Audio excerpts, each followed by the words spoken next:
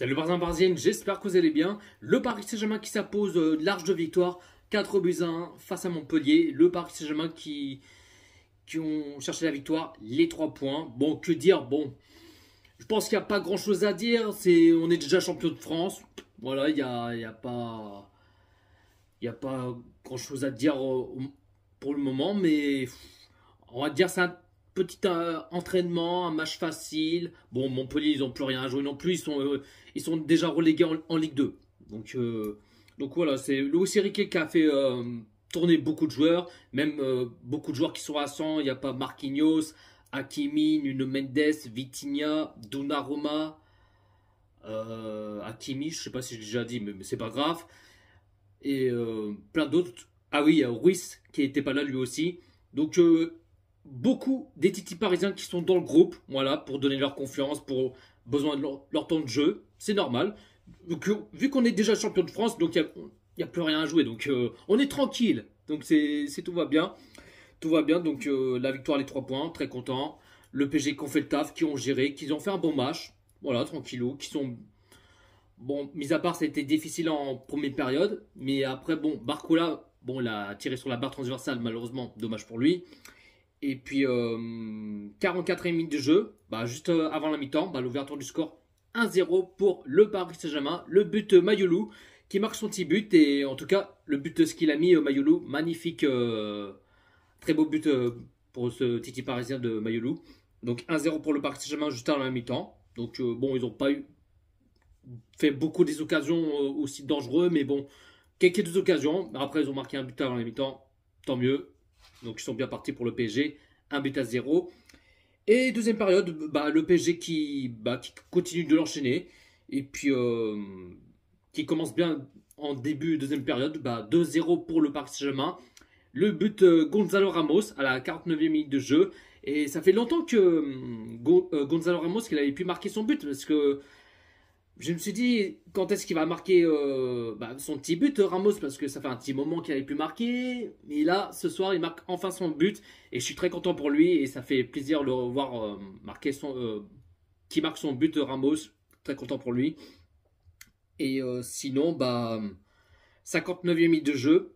Penalty pour le Paris Saint-Germain. Bien sûr qu'il y a faute et bien sûr qu'il y a bien penalty. Bon, la faute, j'ai un petit doute, mais pas vraiment sûr. Mais bon, une petite faute, ouais, on va dire ça comme ça, mais l'arbitre accorde le penalty pour le Paris Saint-Germain et Gonzalo Ramos qui va s'en charger à frapper le penalty, pardon, et qui marque son doublé et ça fait 3-0 pour le Paris Saint-Germain.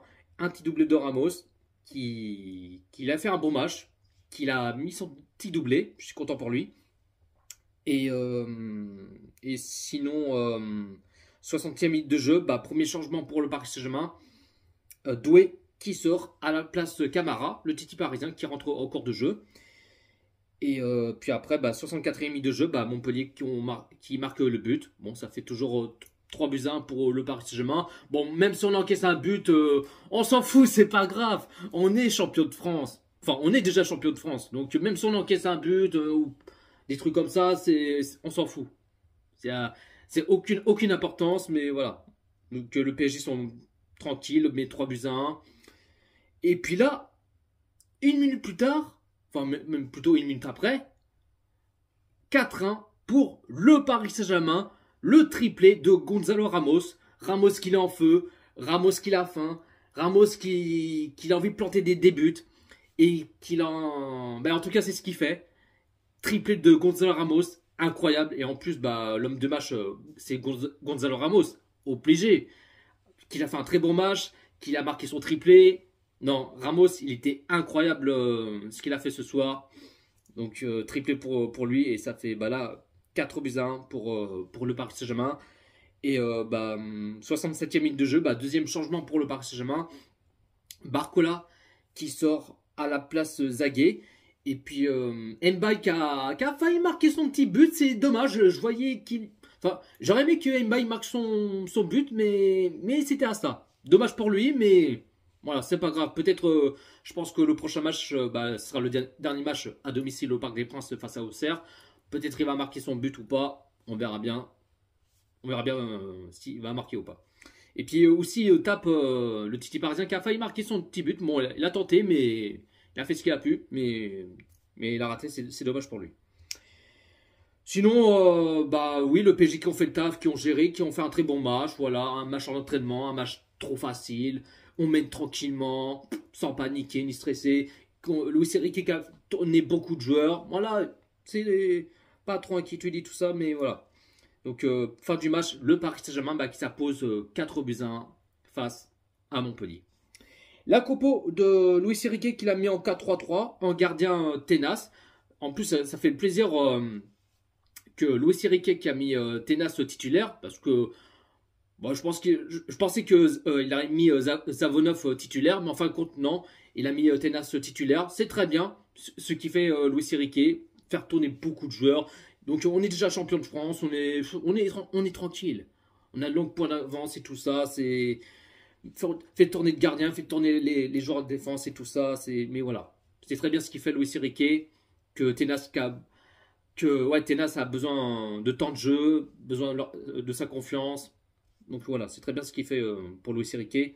Donc en gardien, Tenas, latéral gauche, Hernandez, latéral droit, Zeremri, la charnière centrale, Beraldo, Tap, milieu sentinelle, Kanguidli, à gauche, Mbaye, à droite, Mayolou, et puis 3 attaquants, à gauche, Barcola, à droite, Doué, et puis attaquant en numéro 9, Gonzalo Ramos. Le Paris Saint-Germain qui a fait 66% de possession de balle.